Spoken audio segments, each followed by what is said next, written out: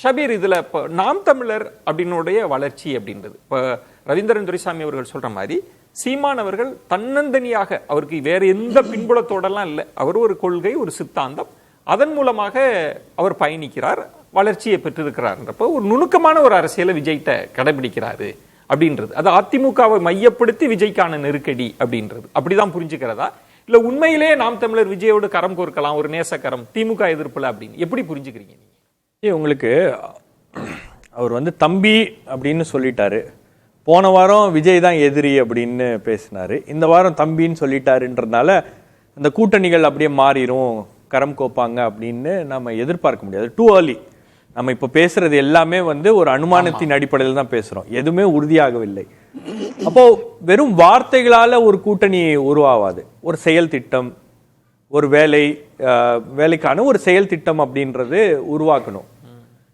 இதுல ஒரே ஒரு விஷயம் நான் என்ன பாக்குறேன்னா, ஐயநாதன் சார் சொன்ன மாதிரி ஆரம்பத்துல அந்த டாக் இருந்துச்சு, தாவேகா அண்ட் நாம் தமிழர் ஒரு லைக் மைண்டட் பார்ட்டிஸா இருக்காங்க, கிட்டத்தட்ட அவங்களுடைய கொள்கைகள் ஒரே மாதிரி இருக்கு அப்படின்னு. இப்ப நீங்க எந்த இடத்துல சீமான் வந்து கொஞ்சம் டென்ஷன் ஆனாருன்னு பாத்தீங்கன்னா, அந்த 27ஆம் தேதி மாநாட்டுக்கு பிறகு தமிழ் தேசியம் திராவிடம் இரு கண்கள் அப்படின்னு ஒன்னே தான் அவர் வந்து அதுல இருந்து முற்றிலுமாக முரண்படுகிறார், கடுமையான ஒரு விமர்சனத்தை முன்வைக்கிறாரு. பட் ஒரு விஷயம் என்ன புரிஞ்சுக்கிறாரு அப்படின்னு பாத்தீங்கன்னா, உங்களுக்கு இன்னைக்கு ஒரு இளைஞர் பட்டாளம் வந்து விஜயுடன் இருக்கிறது. அப்போ அவங்களோட வந்து அவங்கள புறக்கணிச்சுட்டு நீங்க வந்து அரசியல் பண்ண முடியாது. ஏன்னா அதே ஓட் பேங்க், அதே ஒரு கன்ஸ்டிடுவன்சி, அதே ஒரு குறிப்பிட்ட ஒரு குரூப்பை தான் சீமானும் டார்கெட் பண்றாரு. அவர்கிட்டயும் வந்து ஒரு இளைஞர் பட்டாளம் அப்படின்றது இருக்கிறது.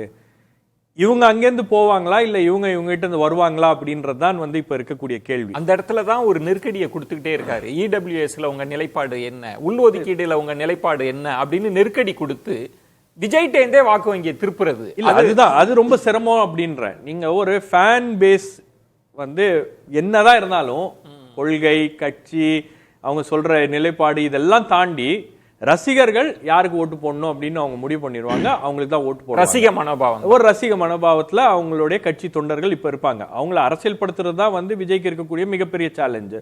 ஐயநாதன் சார்லாம் வந்து பல வகுப்புகள் எடுத்திருக்காரு, அவருக்கு தெரியும் அந்த பல்ஸ் என்னன்னு தெரியும். பட் என்ன ஒரே ஒரு விஷயம்னா, இங்க ஒரு கார்டை வந்து சீமான் பிளே பண்றாரு அப்படின்னு பாக்குறேன். திமுகவை ஒரு பொது எதிரியாக நிறுத்துவது. ஒரு பொது எதிரியாக திமுகவை நிறுத்தும் போது இந்த தேர்தலுடைய கோணத்தை வேறு விதமாக மாற்றுவது. என்ன கோணம் அப்படின்னு பாத்தீங்கன்னா, அடுத்த தேர்தலில் திமுக ஆட்சி வர வேண்டுமா வரக்கூடாதா அப்படின்ற அந்த அஜெண்டாவை நவுத்துறாரு. எல்லாருக்குமே அதுதான் அஜெண்டா. அதுதான் இப்போ அந்த அஜெண்டால தேசிய ஜனநாயக கூட்டணிக்கு அதுதான், அதிமுகவுக்கும் அதுதான். இந்த அஜெண்டால நம்மளால ஒண்ணு சேர முடியுமா அப்படின்றதுதான் வந்து இப்ப இருக்கக்கூடிய கேள்வி. இப்ப இததான் வந்து இந்த கார்டை தான் அவர் பிளே பண்றாரு. அவர் தம்பின்னு சொன்னதுனால வந்து அங்க வந்து ஒரு பெரிய அண்டர்ஸ்டாண்டிங், பொது எதிரியை வீழ்த்த ஒண்ணு சேரலாம் உருவாவாது. ஒரு பொது எதிரியை உருவாக்க வேண்டும். யாருக்காக நாம யாரை எதிர்த்து நாம களம் காணுகிறோம், யாருக்காக நாம களத்துல நிக்கிறோம், யாரை வீழ்த்துவதற்காக நாம களத்துல நிக்கிறோம் அப்படின்ற அந்த ஒரு விஷயத்த இவர் நவுத்துறாரு அப்படின்னு தான் பாக்குறேன் நானு. இப்ப அந்த அந்த ஒரு சின்ன பொரிய வந்து அவர் போட்டிருக்காரு. அது எப்படி பத்திக்கிட்டு எரியுது, அல்லது அதுல இருந்து ஏதாவது ஒரு அடுத்த டெவலப்மெண்ட் வருமா அப்படின்றத நம்ம பார்க்கணும். ஐயநாதன் சொல்றார், களத்துல பெரிய விரிசல் உருவாயிடுச்சு, இனி அதை சரி செய்ய முடியாது, ஒரு திமுகவை காட்டி மீண்டும் இணைப்புக்கு அதுக்கு வாய்ப்பு இல்ல. இல்ல ரசிகர்கள் தொண்டர்களுக்கான வேலைகள்லாம் ஜாஸ்தியா இருக்கு. நாளைக்கு வந்து அது வேற ஒரு வடிவம் எடுத்து நாம வந்து ஒன்னா செயல்படலாம் அப்படின்னு ஒரு முடிவை எடுக்கிறாங்க, தலைமை எடுக்குது அப்படின்னா கீழே இருக்கக்கூடிய தொண்டர்களையும் நீங்க அந்த மனநிலைக்கு தயார்படுத்த வேண்டும். நீங்க அரசியல்ல வந்து ஒரு முடிவை அவங்க எடுத்துட்டாங்க, எங்க தலைவர் அவர் திட்டாருன்றதுக்காக நான் திரும்பி கூட பார்க்க மாட்டேன் அப்படின்னு சொல்ல முடியாது இல்லையா?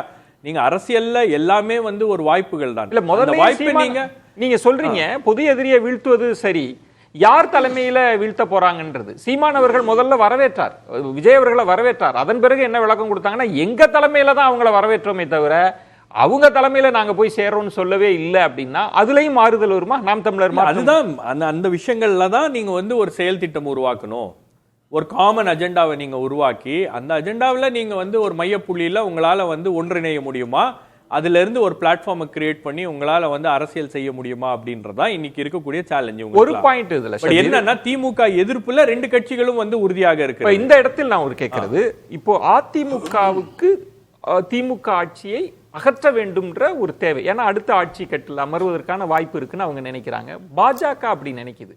ஆனா சீமானவர்களை பொறுத்த வரைக்கும் இந்த ஆட்சியை அகற்றுவதுன்றது அவருடைய என்னைக்குமே நோக்கமா அவர் சொல்றதே இல்லை. எங்கள் ஆட்சி வரணும்ன்றது தான். நாங்க ஒரு பொது எதிரியை பிக்ஸ் பண்ணி சமரசத்துக்கு போமாட்டோன்றது தானே இது வரைக்கும் ஒரு ஸ்ட்ராட்டஜியா இருக்குது. இப்ப அதை மாத்திடுவாருன்னு சொல்ல வரீங்களா? இல்ல, அதற்கான ஒரு புள்ளிய வந்து அவர் நகர்த்துறாரு. ஒர்க் அவுட் ஆகுமா ஆவாதா அப்படின்றது வருகின்ற காலங்கள்ல அதிமுக எதிரின்னு அதிமுக ரொம்ப அடிச்சுதான் பேசுறாங்க. ரெண்டு பேரும் அதிமுக ஒரு இணக்கம் இல்ல. இப்ப நீங்க சொல்லுங்க, தாவேகாவோடு ஒரு இணக்கத்தை அவர் விரும்பவே இல்லையா? அப்போ தாவேகாவோட இணக்கம்ங்கிறது அண்ணன் சொல்ற மாதிரி அது முடிஞ்சு போன கதை. அவர் வந்து 214 நான் நிற்க போறேங்கிறத சொல்றாரு. பிரபாகரன் வாழ்கன்னு நான் சொல்லும்போது யாரு வந்து நிற்க போறாங்க, நான் அதனால நான் தனிச்சு தான் நிற்க போறேன்னு சொல்றாப்புல. வேற பாமக அது தொடர்பா வர்றதையும் அதையும் அடிச்சு விட்டுட்டு தான் பேசுறாரு. 214 நிற்க போறேங்கிறத திரும்ப திரும்ப சொல்லிட்டு இருக்காரு. ஈரோடு கிழக்குல நான் நிற்க போறேங்கிறத சொல்லிட்டு இருக்காரு. அந்த பேட்டியில இப்ப விஜய் சினிமா ஹீரோங்கிறனால ஷபீர் சொல்றது விஜயோடு கரம் கோர்த்து போக முடியுமா? அது எப்படி அந்த பேட்டியில முழுமையா அந்த பேட்டியில பல முறை திமுக அதிமுக ரெண்டையும் சேர்த்து தான் அடிச்சிருக்காரு. அதிமுக கடுமையா தான் அடிச்சிருக்காரு. அதனாலதான் நான் ஜெயலலிதா எம்ஜிஆர் ஊழல் பெருச்சாளி சாராய வேர்களை கல்வி தந்தையாக்குனாருங்கிற முதற்கொண்டு அவர் அதே தான் சொல்லிட்டு இருக்காரு. விஜய்க்கு வந்து அவருடைய நோக்கம்ன்றது எந்த அலைன்ஸுக்கு போனாலும் ஒரு நெருக்கடியை கொடுப்போம், ஆனா ஒரு தம்பின்ற ஒரு பாசத்தோடு கொடுப்போம்ன்றதுதான் கணக்கா இருக்கலாம். வெளிப்படையா இன்னைக்கு அவங்களுடைய அவங்க ரெண்டு தலைவர்களும் வந்து ஒருத்தர் வந்து சந்திச்சு பேசினாங்க அப்படின்னு சார் சொல்றாரு. பலமுறை பொதுவெளியில அது நடந்தது இல்ல. பொதுவெளியில ஒருத்தர் அவங்க பட் ஏதோ ஒரு இடத்துல வந்து இதெல்லாம் வந்து கூடி வரும்போது ஒரு செயல் திட்டம் அப்படின்றது அவங்களுக்கு உருவாச்சுன்னா அதுல இருந்து உங்களுக்கு அடுத்த அரசியல் கட்ட நகர்வுகளை அவங்களால நகர்த்த முடியும் அப்படின்னு தான் பாக்குறேன் நானு. ஏன்னா இந்த இடத்துல வந்து உங்களுக்கு யாருக்கு எதிராக நாம களமாடுகிறோம் அப்படின்ற அந்த புரிதலோட ரெண்டு பேரும் இருக்காங்க அப்படின்னு பாக்குறேன். நீங்க ஏடிஎம்கேவோட இவர் கூட்டணி போயிருவாங்க அப்படின்னாங்க. பட் அந்த மாதிரி ஒரு எண்ணம் விஜய்க்கு இருப்பதாக எனக்கு தெரியல. அவருடைய ஓட் பேங்க அவருடைய தலைமையில ஒரு கூட்டணி அமைத்து அவங்க டெஸ்ட் பண்ணணும் அப்படின்னு தான் பாக்குறாரு. அதுல சீமான் அவர்கள் எந்த இடத்துல உள்ள வர போறாரு அல்லது அதை வருவதற்கான ஒரு சாத்தியக்கூறுகள் ஏதாச்சும் இருக்கா அப்படின்றதுக்கான ஒரு சில ஒரு பாயிண்ட் திரு அண்ணாமலை அவர்கள் பேட்டியை பார்க்கிறப்ப அவரு சீமான்ட்ட ஒரு சாஃப்ட் டோனை மெயின்டைன் பண்றாரு. அது எப்படி?